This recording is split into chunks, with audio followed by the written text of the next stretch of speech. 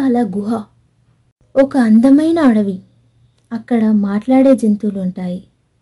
అందులో బన్నీ అనే ఒక కుందేలు, గుడ్డు అనే ఒక గుడ్లగుబ్బ, మన్ను అనే ఒక మొసలి మిత్రులుగా ఉండేవి. వారందరూ ఎక్కడికైనా సరదాగా వెళ్ళి రావాలని ప్లాన్ వేసుకుంటారు. అప్పుడు బన్నీ ఇలా అంటుంది, మిత్రులారా, ఈ రోజు మనం భూతాల గుహకు వెళ్దామా? ఆ భూతం మనల్ని పిలుస్తున్నట్టుంది. అప్పుడు గుడ్డు గజగజలాడుతూ ఇలా అంటుంది, భూతాల గుహ అంటే అక్కడ భూతాలుంటాయా? అప్పుడు మన్ను ఇలా అంటుంది. అది కేవలం కట్టుకథ, భూతాలేవి ఉండవు. అలా మన్ను అనడంతో ముగ్గురు స్నేహితులు మెల్లగా అడవిలోకి నడిచారు. ఇక వాళ్ళు భూతాల గుహ వద్దకు చేరుకోగానే ఒక్కసారిగా గాలిలో తలుపు తడతడలాడినట్టు చప్పుడు వచ్చింది.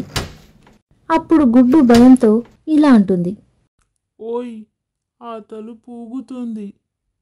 నిజంగా భూతమా? అప్పుడు బన్నీ నవ్వుతూ ఇలా అంటుంది. ఆ భూతం మనల్ని పిలుస్తున్నట్టుంది. అప్పుడు మన్ను ఇలా అంటుంది, ఇది కేవలం గాలి ప్రభావం కావచ్చు.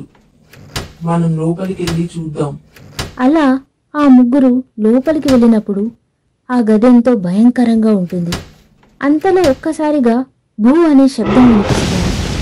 వాళ్ళందరూ ఆ అంటూ భయపడతారు. వాళ్ళకి పారదర్శక ఆకారం కనిపిస్తుంది. అది చంద్రముఖి అనే ఒక భూతం. వాళ్ళు ఆ భూతాన్ని చూసి భయపడి పారిపోతూ ఉంటారు. ఇంతలో ఆ భూతం ఇలా అంటుంది, వెళ్ళకండి, ఆగండి, భయపడాల్సిన అవసరం లేదు. నాకు జనం కావాలి. ఇక చంద్రముఖి తన కథను చెప్తుంది. తను ఈ గుహలోనే జీవించేదని, ఒక రాత్రి వర్షంలో కింద పడిపోయింది, అప్పటినుంచి భూతంగా ఉంటుందని వాళ్ళతో చెప్తుంది. అప్పుడు చంద్రముఖి ఇలా అంటుంది, నేను కేవలం ఎవరైనా స్నేహితులు కావాలని కోరుకుంటున్నాను, కానీ అందరూ నన్ను చూసి పారిపోతున్నారు.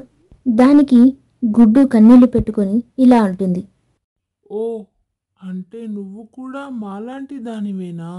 అప్పుడు మన్ను ఇలా అంటుంది, అవును, ఇది భయపెట్టే విషయం కాదు. నువ్వు సహాయం కోరుతున్నావు. ఇక ఆ జంతువులు చంద్రముఖికి ఎలాగైనా సహాయం చేయాలని నిర్ణయించుకున్నాయి. వారు ఆ గుహను శుభ్రం చేసి అలంకరించి అక్కడికి అన్ని జంతువులను పిలిచాయి. అప్పుడు బన్నీ ఇలా అంటుంది, ప్రతి ఒక్కరికి రెండవ అవకాశం ఇవ్వాలి, అది భూతాలైనా సరే. ఇక ఆ గుహలో అన్ని జంతువులు ఆడుతూ పాడుతూ డాన్స్ చేస్తూ ఆనందంగా ఉంటాయి. అప్పుడు చంద్రముఖి ఇలా అంటుంది, నేను ఎన్నడూ ఇంత ఆనందంగా లేను. ఇక అప్పటి నుంచి ఆ గుహ భయంకరంగా ఉండదు, సంతోషకరమైన స్థలంగా మారింది. అప్పుడు గుడ్డు ఇలా అంటుంది, అంటే భూతాలంత భయంకరంగా ఉండవా? అప్పుడు మన్ను ఇలా అంటుంది, వారి కథలు మనం వినగలిగితే అప్పుడు ఖచ్చితంగా భయంకరంగా ఉండవు. అప్పుడు బన్నీ ఇలా అంటుంది, ప్రతి ఒక్కరికి రెండవ అవకాశం ఇవ్వాలి, అది భూతాలైనా సరే. Thank you for watching. Please like చేయండి, షేర్ చేయండి, subscribe to my channel cute little pig. Bell icon click చేయడం మర్చిపోవద్దు.